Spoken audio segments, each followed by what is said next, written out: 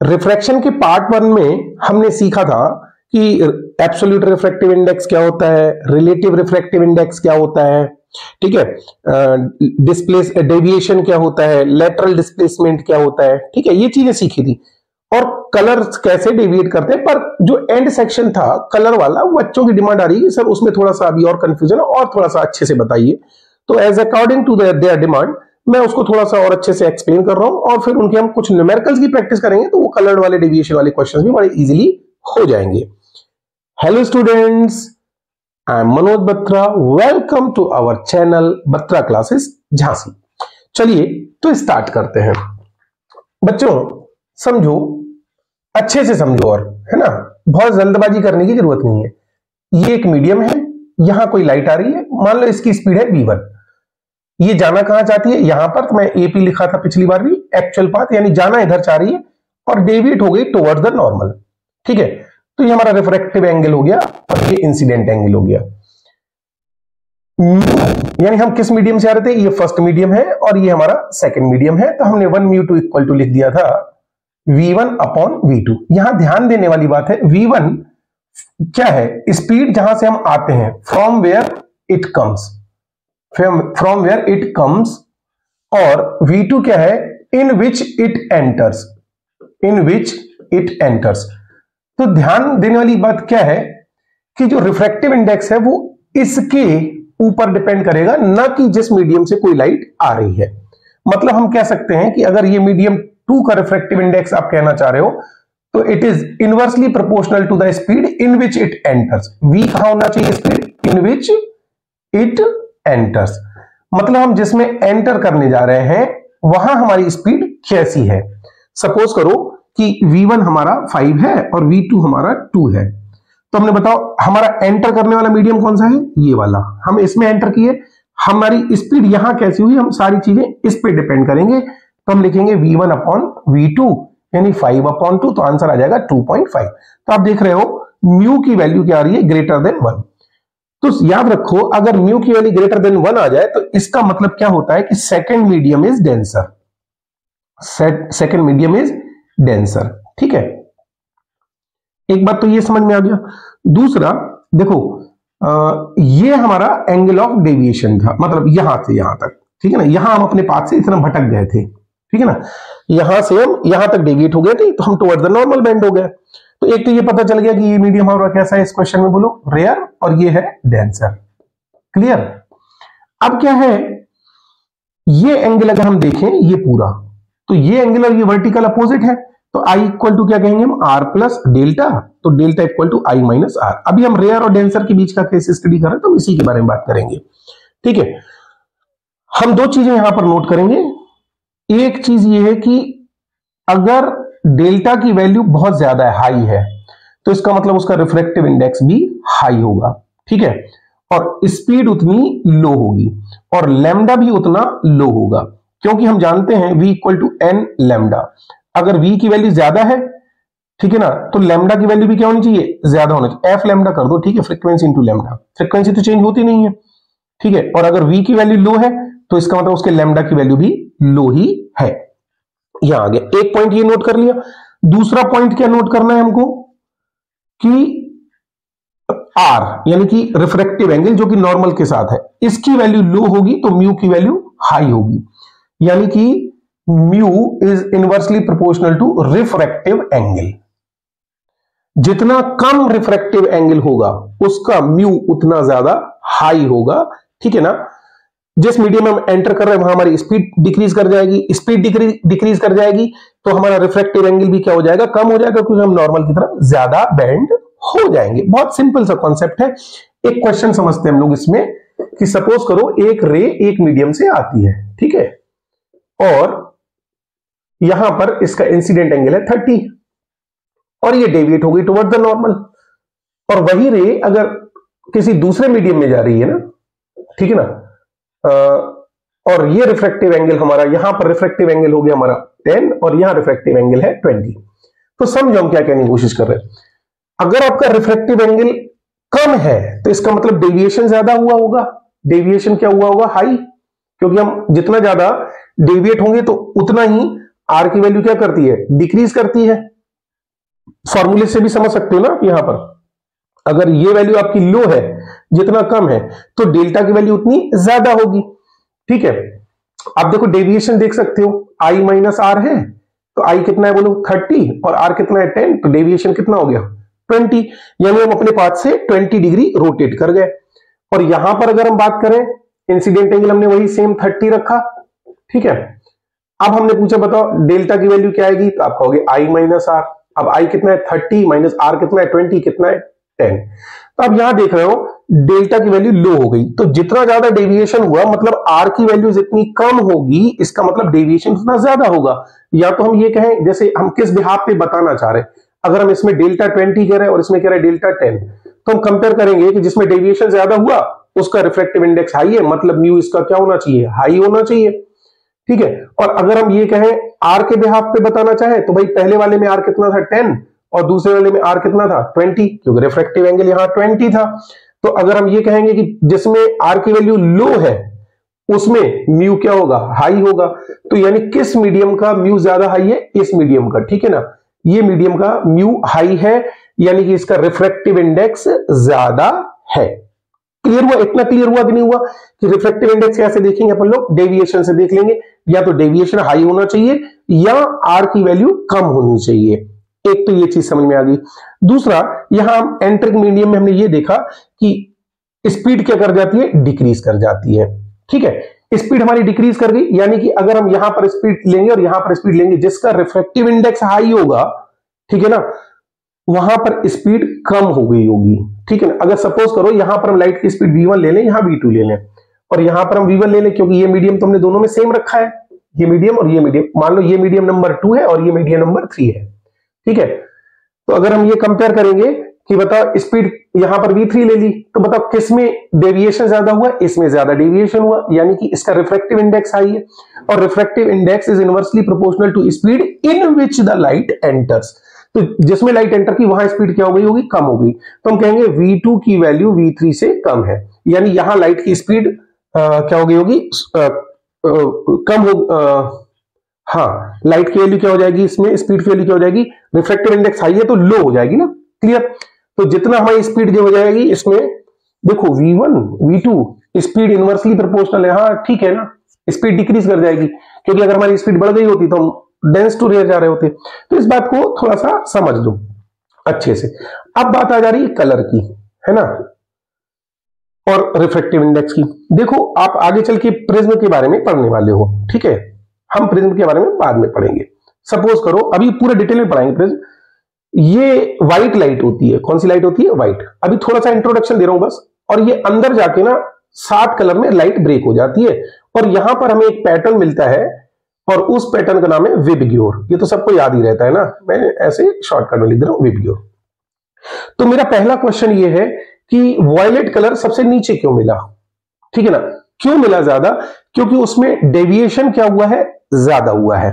ठीक है, और जितना ज्यादा डेविएशन हुआ मतलब रिफ्रैक्टिव इंडेक्स उसका हाई होना चाहिए। सीधी सी बात है, अगर मैं कहूं ऑर्डर ऑफ रिफ्रैक्टिव इंडेक्स बताइए आप, ठीक है ना, तो ऑर्डर ऑफ रिफ्रैक्टिव इंडेक्स हमारे लिए क्या होना चाहिए भाई, वायलेट कलर का डेविएशन ज्यादा है, डेविएशन या तो डेविएशन हाई होना चाहिए या रिफ्रैक्टेड एंगल लो होना चाहिए। तो हम तो डेविएशन के बिहाफ पे बता रहे हैं कि भाई ये ज्यादा डेविएट हुई है, इसका मतलब वायलेट कलर का डेविएशन ज्यादा हुआ है, मतलब उसका रिफ्रैक्टिव इंडेक्स ज्यादा है। तो अगर रिफ्रैक्टिव इंडेक्स के ऑर्डर की बात करेंगे तो हम लिखेंगे वी यानी वायलेट कलर का रिफ्रैक्टिव इंडेक्स ज्यादा होगा, विबग्योर, विबग्योर, है ना। तो ये ऑर्डर ध्यान रखना है आपको, दिस वन, ये देखो मैंने साइन लिख दिया, ये डिक्रीजिंग ऑर्डर लिखा है, decreasing order of refractive index. आगे चल के अभी थोड़ी देर में और बताने वाले हैं, लेटरल डिस्प्लेसमेंट का भी यही ऑर्डर होता है, लेटरल डिस्प्लेसमेंट, ठीक है। लेटरल डिस्प्लेसमेंट हमने आपको बताया था ना, ब्लॉक के अंदर कोई कांच का ब्लॉक है, ग्लास ब्लॉक है, उसमें जितना ज्यादा हम अपने पाथ से लेटरली मतलब लीनियरली डेविएट हो जाएंगे। तो आप ये याद कर लो कि रिफ्रैक्टिव इंडेक्स का ऑर्डर होता है विबग्योर, ऐसे वी से लेके आर तक, और रिफ्रैक्टिव इंडेक्स डिक्रीज कर जा रहा है, यानी रिफ्रैक्टिव इंडेक्स जो ज्यादा डेविएट हुआ है उसका रिफ्रैक्टिव इंडेक्स हाई है। सीधा सा कॉन्सेप्ट है भाई, जितना ज्यादा हम डेविएट होंगे हमारा रिफ्रैक्टिव इंडेक्स उतना हाई होगा। अब बात करें स्पीड की, स्पीड का ऑर्डर क्या होना चाहिए? तो आप खुद अंदाजा लगाओ, मैंने आपको क्या बताया था। हम लोगों को क्या सोचना है, हमें देखना है जिस मीडियम में हम एंटर करते हैं उस मीडियम में हमारी स्पीड क्या हो गई, अगर डिक्रीज कर गई तो इसका मतलब उसका रिफ्रैक्टिव इंडेक्स उतना हाई है। तो अगर वॉयलेट कलर का रिफ्रैक्टिव इंडेक्स ज्यादा है तो एक नेचुरल सी बात है इसकी स्पीड ज्यादा डिक्रीज हुई होगी, तभी वो ज्यादा डेविएट हुआ है। तो आप ये ऑर्डर याद कर लो। आप वी का स्पीड का भी ऑर्डर कर सकते हो या फिर आप वेवलेंथ का भी कर सकते हो। वेवलेंथ यानी लैम्डा, इसका ऑर्डर आप याद कर सकते हो, है ना। इस बात को समझो। सपोज करो हमारी स्पीड है, इसका जस्ट उल्टा ऑर्डर करो, V I B G VIBGYOR, ठीक है ना। आप समझो, यहां पर एरो का साइन देखो, यहां से रिफ्रैक्टिव इंडेक्स हमने क्या लिखा, डिक्रीजिंग ऑर्डर में, और यहां पर मैं क्या कर रहा हूं, सबसे कम स्पीड किसकी है, वॉयलेट कलर, फिर इंडिगो, फिर ब्लू, फिर ग्रीन, फिर येलो, फिर ऑरेंज, फिर रेड। तो हम क्या कह रहे हैं, स्पीड हो या वेवलेंथ हो, दोनों ही चीजें डिक्रीज कर जाती हैं, क्योंकि स्पीड में और वेवलेंथ में रिलेशन होता है v equal to f lambda, होता है ना। अब जैसे हम इसे एग्जांपल समझे कि मान लो हमारी स्पीड 30 और फ्रीक्वेंसी 2 है, तो बताओ लैम्डा कितना होना चाहिए, 15 होना चाहिए कि नहीं होना चाहिए। अगर मान लो हमारी स्पीड 20 है तो फ्रीक्वेंसी तो हमारी बदलेगी नहीं, तो स्वाभाविक सी बात है हमें लैम्डा को क्या करना पड़ेगा, 10 करना पड़ेगा। तो आप देख रहे हो, अगर आपकी स्पीड हाई थी तो लैम्डा भी हाई था, अगर आपने स्पीड कम कर दी तो आपका लैम्डा भी क्या हो गया, कम हो गया। 15 से 10 हो गया और ये 30 से कितना हो गया, 20 हो गया। तो हम ये कह सकते हैं कि जिस मीडियम में हम इस एंटर मारते हैं, यानी कि v is directly proportional to lambda. तो स्पीड और क्योंकि डायरेक्टली प्रोपोर्शनल है तो ये कलर का कॉम्बिनेशन बन गया। अब ये हमने सिर्फ रेयर टू डेंस के लिए भी हमने आपको बताया ना, अभी डेंस टू रेयर के बारे में बताएंगे। तो पहले हमें कलर के बारे में अच्छा सा समझना है कि हमें 2 ऑर्डर याद रखने हैं। नंबर 1 रिफ्रैक्टिव इंडेक्स और लेटरल डिस्प्लेसमेंट, इसका ऑर्डर रहेगा विबग्योर, और ये विबग्योर का मतलब होता है यहां से ये डिक्रीजिंग ऑर्डर है ना। और यहां पर देखो सबसे कम स्पीड इसकी है, फिर इससे थोड़ी ज्यादा इसकी है, फिर इसकी ज्यादा है, तो इसका मतलब ये क्या है, इसका इंक्रीजिंग ऑर्डर है, मतलब इंक्रीज करती जा रही। वॉयलेट की स्पीड कम है, इंडिगो को इससे थोड़ी ज्यादा, ब्लू की सबसे ज्यादा स्पीड किसकी है, रेड कलर, ठीक है ना। अगर रेड कलर की स्पीड ज्यादा है तो इसका मतलब उसमें डेविएशन कम हुआ है, और डेविएशन कम हुआ है इसलिए कलर कॉम्बिनेशन में वो कहां मिलेगा, हमें सबसे ऊपर मिलेगा। तो इसका एक अच्छा सा स्क्रीनशॉट लीजिए, फिर हम कुछ न्यूमेरिकल्स की चर्चा कर लेते हैं। Take an screenshot please. चलो बच्चों 2 क्वेश्चन डिस्कस कर लेते हैं ना, उसके बाद थोड़ा कॉन्सेप्ट शायद अच्छे से दिमाग में सेट हो जाए। एक क्वेश्चन है, a person uses blue colour of light to find the refractive index of a glass. He repeats the experiment using the red colour of light. Will the refractive index be same or different in these 2 cases. मतलब glass तो एक ही है हमारे पास, ठीक है ना।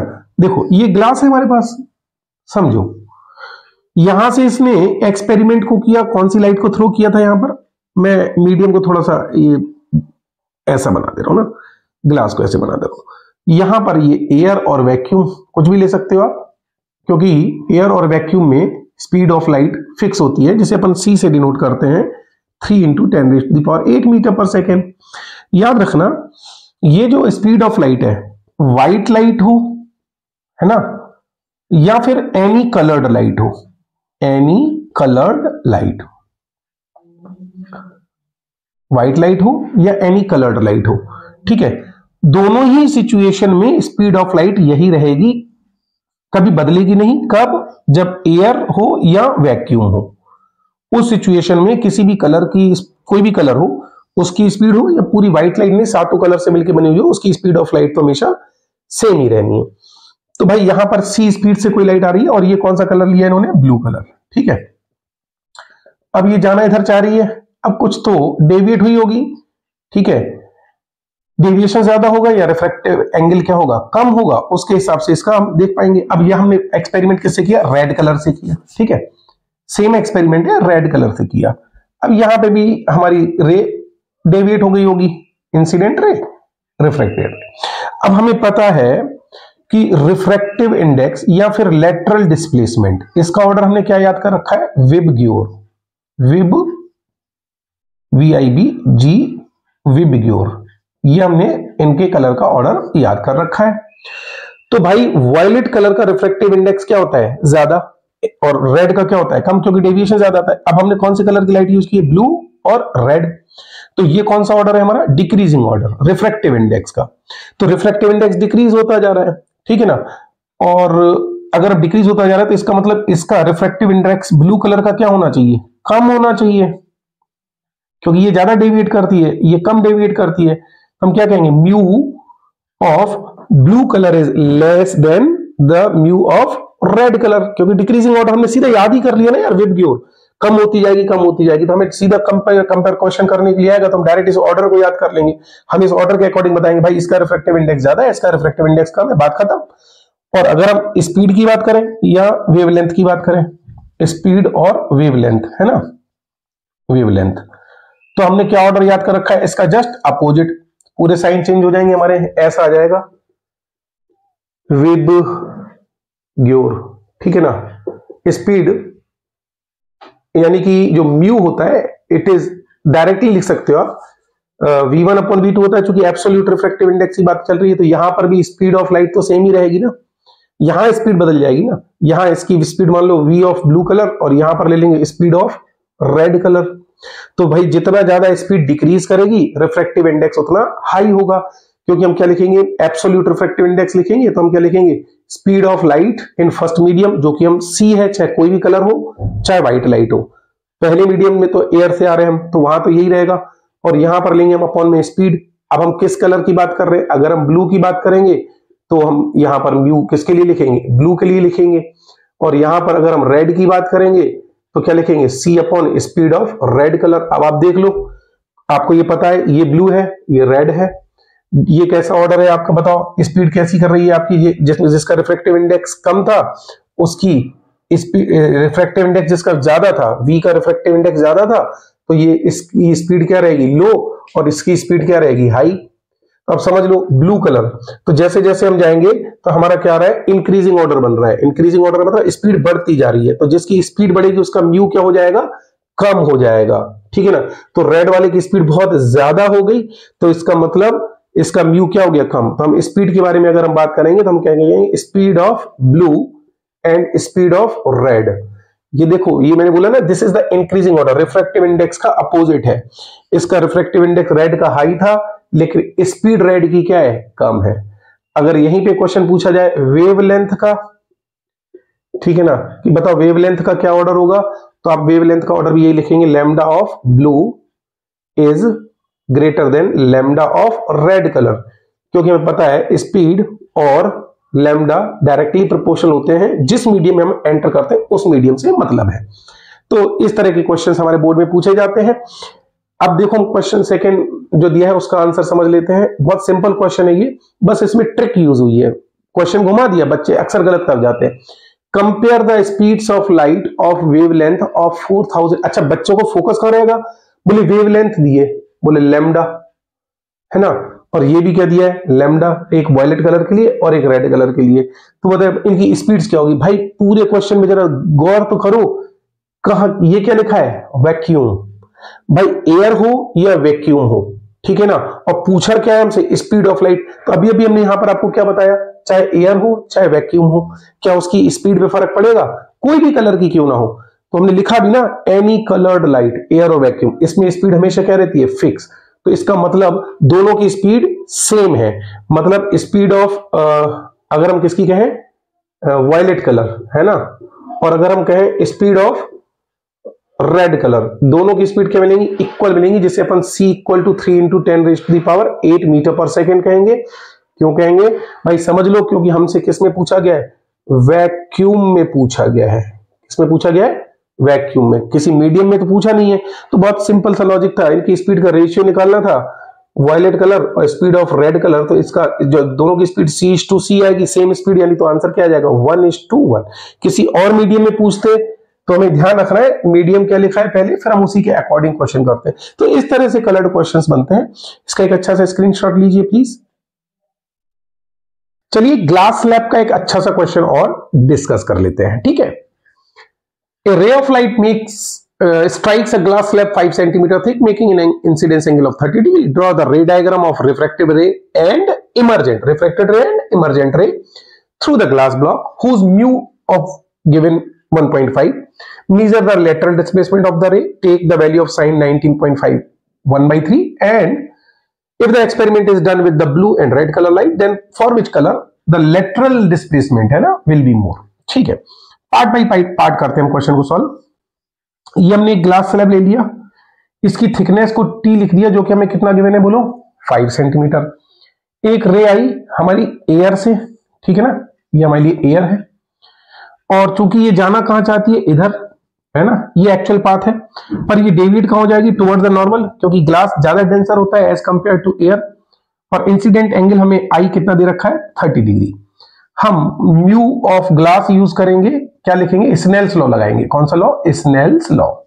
ठीक है, तो हम लिखेंगे sine I upon sine R. अब ग्लास का म्यू कितना दिया है 1.5, ठीक है, साइन 30 अपॉन साइन आर, ये हो जाएगा 3/2, और साइन 30 की वैल्यू हो जाएगी 1/2 साइन आर, 2 से 2 कैंसिल, साइन आर इज 1/3। अब साइन आर इज 1/3।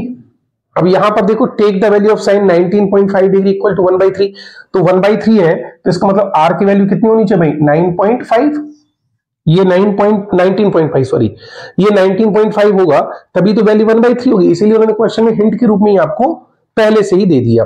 अभी हमें रे डायग्राम ड्रॉ करना है। ये एंगल हमारा कितना हो जाएगा 19.5 डिग्री, कितना हो गया 19.5 डिग्री। यहां पर ने स्ट्राइक की। अब देखो यहां ध्यान देना थोड़ा, आपको विजिबल है कि नहीं मैं नहीं जानता, लेकिन यहां लिख देता हूं मैं 19.5 डिग्री। ठीक है, समझो इस बात को। अभी हम एयर से कहां घुसे थे, ग्लास में। हम ये देख पा रहे हैं कि ये दोनों लाइनें आपस में नॉर्मल है ना, दोनों, भले वो इस सरफेस पे है इस सरफेस पे, तो ये क्या हो जाएंगे हमारे अल्टरनेट एंगल। तो ये एंगल हमारा कितना हो जाएगा 19.5।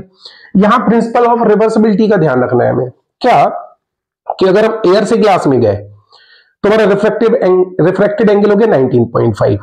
अब हम ग्लास से एयर में आ रहे हैं, तो इस सरफेस के लिए हमारा इंसिडेंट एंगल है 19.5। और रिवर्सिबिलिटी ऑफ लाइट क्या कहते हैं कि अगर लाइट किसी भी सिस्टम पे, जैसे अगर हमने ये ले लिया है ना, ऐसा समझो कि अगर ये लाइट यहां से आ रही है 30 डिग्री, इस पे हमने एंगल स्ट्राइक किया और ये एंगल जा रहा है हमारा 19.5।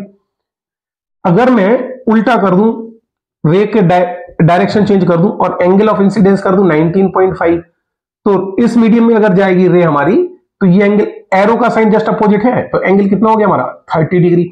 मतलब यही रिवर्सिबिलिटी ऑफ लाइट होता है कि इंसिडेंट एंगल और रिफ्लेक्टेड एंगल चेंज हो जाते हैं अगर उल्टा पाथ अडॉप्ट कर ले तो ये ग्लास है, तो ग्लास में इंसिडेंट एंगल कितना है 19.5, तो पक्की बात है ये अवे फ्रॉम द नॉर्मल होगा, नॉर्मल से दूर की तरफ भागेगा। ठीक है ना, हम नॉर्मल से दूर करेंगे। अभी हम कहां आ रहे हैं, ग्लास से एयर में आ रहे हैं, और हमारा इंसिडेंट एंगल अगर 19.5 है, तो पक्का इमर्जेंट एंगल जो होगा वो हमारा कितना होगा 30 डिग्री। ठीक है, और ये रे आपस में क्या हो जाएंगी, पैरेलल हो जाएंगी। अब इन दोनों के बीच के गैप को क्या बोलते हैं, एक्स, यानी कि यही हमारा क्या है लेटरल डिस्प्लेसमेंट। ठीक है, तो ये तो हो गया हमारा रे डायग्राम। तो पहला पार्ट हमने कंप्लीट कर लिया, clear. Measure the lateral displacement. अब वैसे तो 10th में ऐसा क्वेश्चन आता नहीं है, पर कभी कभी ना आईसीएससी में किसी बुक में ये फॉर्मूला यूज करा देते, तो अब एक फॉर्मूला यूज कर लो, x equal to t into sine I minus R upon cos R. ठीक है, अगर आपको ये x लेटरल डिस्प्लेसमेंट निकालना है तो अब ये फॉर्मूला यूज किया करो। t का मतलब होता है थिकनेस ऑफ द ब्लॉक।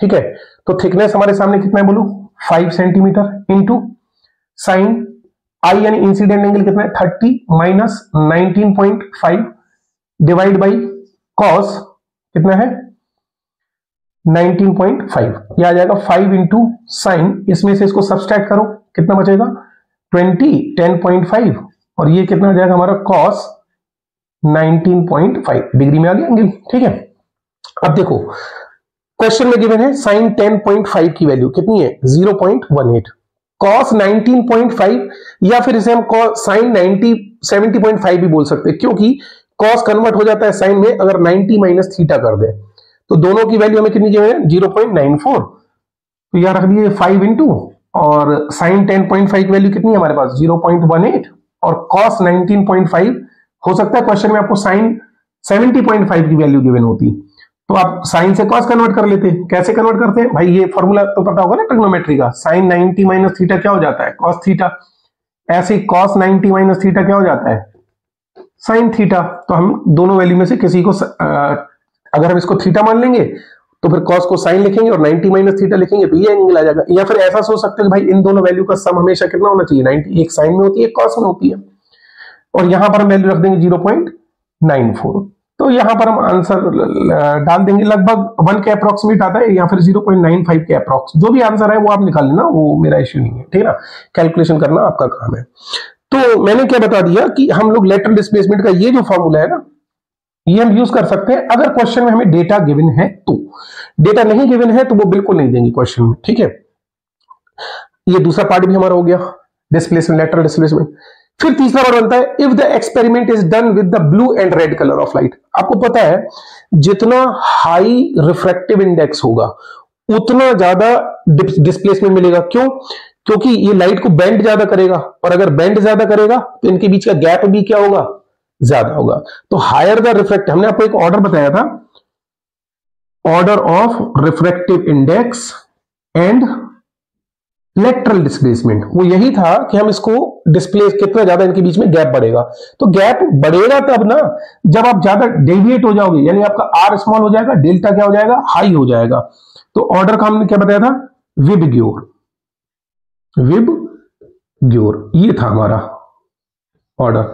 अब आप देख लो कौन से कलर की आप लाइट यूज कर रहे हो, ब्लू एंड रेड।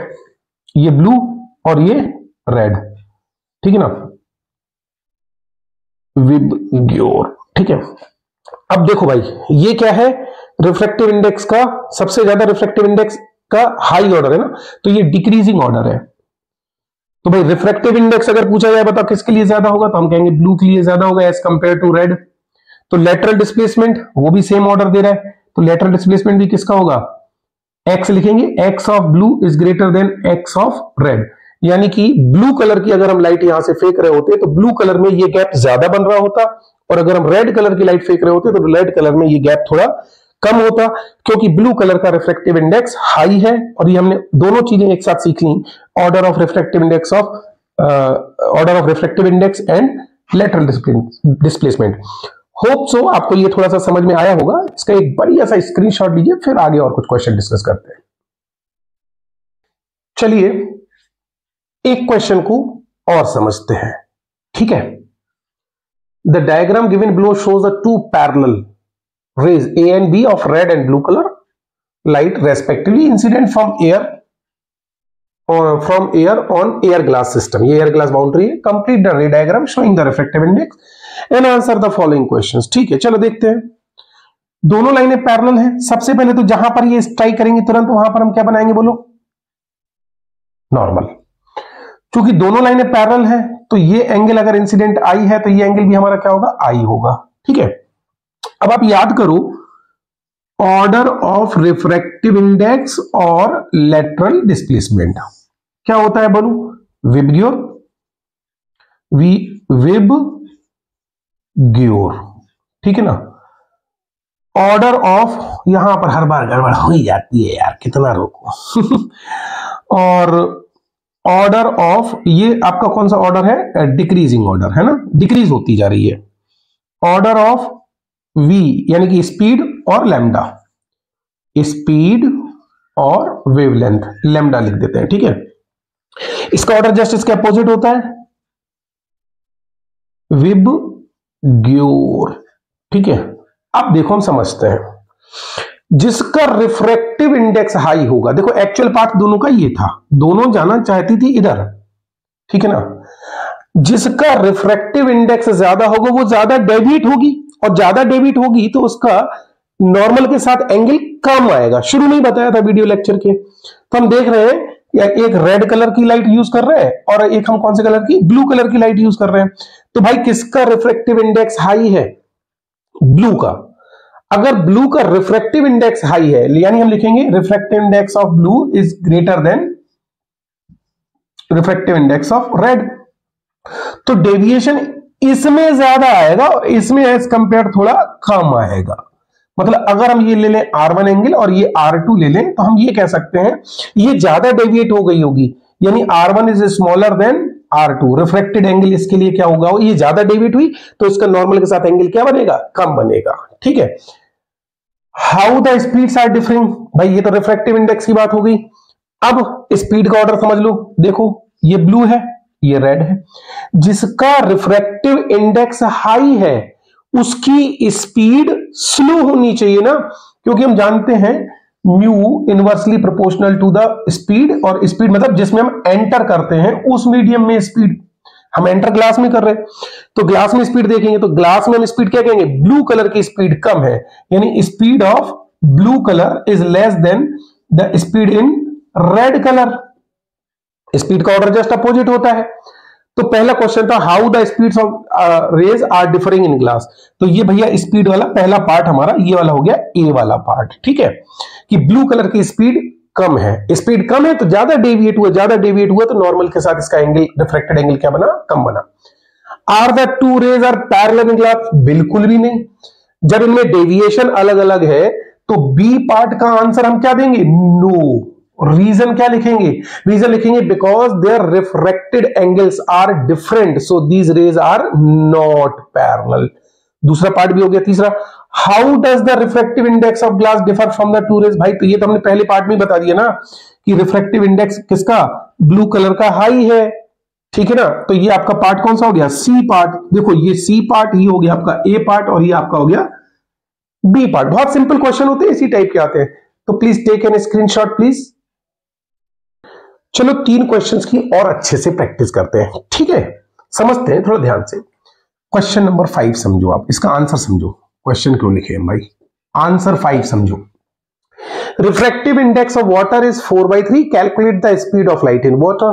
भाई रिफ्रैक्टिव इंडेक्स समझो, कहीं से भी लाइट आ रही होगी, मान लो एंटर कर गई वो वाटर में, मान लो ये एयर से ही आ रही होगी, जब कुछ नहीं दिया है तो हम यही तो कहेंगे। तो भाई हम कहेंगे mu W with respect to air, ठीक है। और एयर में स्पीड कितनी ली जाती है हमेशा, 3 × 10⁸ वो दे अन्यथा ना दे, क्वेश्चन में आपको लेना इतना ही है, दे दे तो भला, ना दे तो भला। और वाटर, तो अब हम क्या लिखेंगे, हम क्या पूछ रहे हैं, स्पीड ऑफ लाइट। भाई तो यहां पर हमने स्पीड को क्या लिख लिया, VW। तो हम किस मीडियम से आ रहे, एयर से आ रहे, वाटर में जा रहे, सिंपल लिखेंगे speed of light in air, और vacuum speed of light in water. Air में स्पीड का सिंबल आप जो है, या वैक्यूम में सी सिंबल कर दिया करो, वो ज्यादा बेटर होता है। अब सी की वैल्यू कितनी है आपके लिए, बोलो 3 × 10⁸ स्पीड वाटर में हमसे पूछा है, और रिफ्रैक्टिव इंडेक्स इसका कितना दे रखा है, 4/3। 4/3 equal to 3 × 10⁸ upon VW, cross multiply कर दो यहां से, तो VW की वैल्यू आ जाएगी 3 × 3 = 9, 9 × 10⁸ डिवाइड बाई 4, 4 दूनी 8, ये आ गया 2 × 10⁸ आगे मीटर पर सेकंड। इसमें क्या दिक्कत है, ये तो स्पीड का नॉर्मल हम लोग बचपन से पढ़ते चले आ रहे हैं ना। 6th क्वेश्चन देख लेते हैं यहीं पे, चलो आंसर ऑफ 6th क्वेश्चन समझो क्या है। Refractive index of water is इतना, मतलब म्यू डब्ल्यू, कुछ नहीं दिया है तो एयर के रेस्पेक्ट में तो होता ही होता है, कितना है 4/3। रिफ्रैक्टिव इंडेक्स ऑफ ग्लास, भाई मैं यहां कुछ नहीं लिख रहा हूं तो एयर के रेस्पेक्ट में ये कितना है, बोलो 3/2। What is the refractive index of water with respect to glass. अब देखो वाटर का बताना है, किसका बताना है, वाटर का, तो जिसका बताना है उसको यहां राइट साइड में लिखो, विद रेस्पेक्ट टू ग्लास मतलब जिसके रेस्पेक्ट में बताना है उसे लेफ्ट साइड में लिखो। अब आपको चूंकि रिफ्लेक्टिव इंडेक्स गिवन है तो हमें स्पीड ऑफ लाइट का क्या करना, हमें जरूरत ही नहीं है ना, हम फॉर्मूले को ऐसे जानते हैं 1μ2 इक्वल टू, अगर स्पीड गिवन होती तो v1/v2, और अगर हमें रिफ्रैक्टिव इंडेक्स गिवन है तो μ2/μ1, और अगर हम स्नेल्स लॉ लगाना चाहें तो sin i/sin r। तो हम 3 तरीके से रिलेटिव रिफ्रैक्टिव इंडेक्स निकालते हैं। तो because we are being given refractive indexes, so we will find using the formula of second one. तो हम क्या लिखेंगे, mu of w upon mu of g, कहानी खत्म। दिस अपॉन दिस, अगर स्पीड होती तो दिस अपॉन दिस होता, लेकिन रिफ्रैक्टिव इंडेक्स है एब्सोल्यूट तो दिस अपॉन दिस। पार्ट 1 में भी आप जाके देख सकते हैं फॉर्मूले को, ठीक है। और अच्छे क्वेश्चंस अगर आपको पीडीएफ वगैरह के फॉर्म में चाहिए कि हाँ सर हमें प्रैक्टिस करनी है, तो इसके लिए आप क्या कर सकते हैं, मेरा टेलीग्राम चैनल ज्वाइन कर सकते हैं, लिंक डिस्क्रिप्शन में गिवन है, या फिर आप मेरा इंस्टाग्राम पे भी आप मुझे फॉलो कर सकते हैं। अदरवाइज अगर न मिले तो आप सीधा सीधा सर्च कीजिए टेलीग्राम पे, इंस्टाग्राम पे बत्रा क्लासेस झांसी, वहां पर आपको तुरंत आप मुझे फॉलो कीजिए। बहुत अच्छे अच्छे क्वेश्चंस वहां डालते हैं, पीडीएफ डालते हैं, वहां से आप पढ़िए, बहुत फायदा मिलेगा बोर्ड एग्जाम्स में। तो ये कितना आ जाएगा हमारा, म्यू डब्ल्यू म्यू डब्ल्यू कितना आ गया बोलो 4/3 और म्यू जी कितना है हमारा 3/2। ये यहां आ जाएगा, ये यहां आ जाएगा, 4 2 जा 8 और 3 3 जा नहीं, सीधा सीधा आंसर है, इसमें क्या दिक्कत है। ऐसी छोटे छोटे क्वेश्चन बनते हैं। अब आंसर 7 समझते हैं अपन लोग। देखो क्या है, ऑरेंज लाइट एट लैम्डा इतना ट्रेवलिंग इन एयर। भाई एयर में ट्रेवल कर रही है हमारी कोई लाइट, और वो भले किसी भी कलर की हो, तो इन्होंने एयर में किस कलर को ट्रेवल करा दिया हमें, ऑरेंज कलर को। ऑरेंज कलर की लाइट ट्रेवल कर रही है जिसका लैम्डा कितना दिया है 6600 एंगस्ट्रॉम। क्लियर, ठीक है। And gets reflected in water, water के अंदर घुस गई भाई ये, तो ये वाटर ले लिया, तो सीधी सी बात है अगर ये डेंसर मीडियम होगा तो डेविएशन तो टुवर्ड्स द नॉर्मल हो गई होगा। स्पीड ऑफ लाइट गिवन है इतना और रिफ्लेक्टिव इंडेक्स ऑफ वाटर इतना।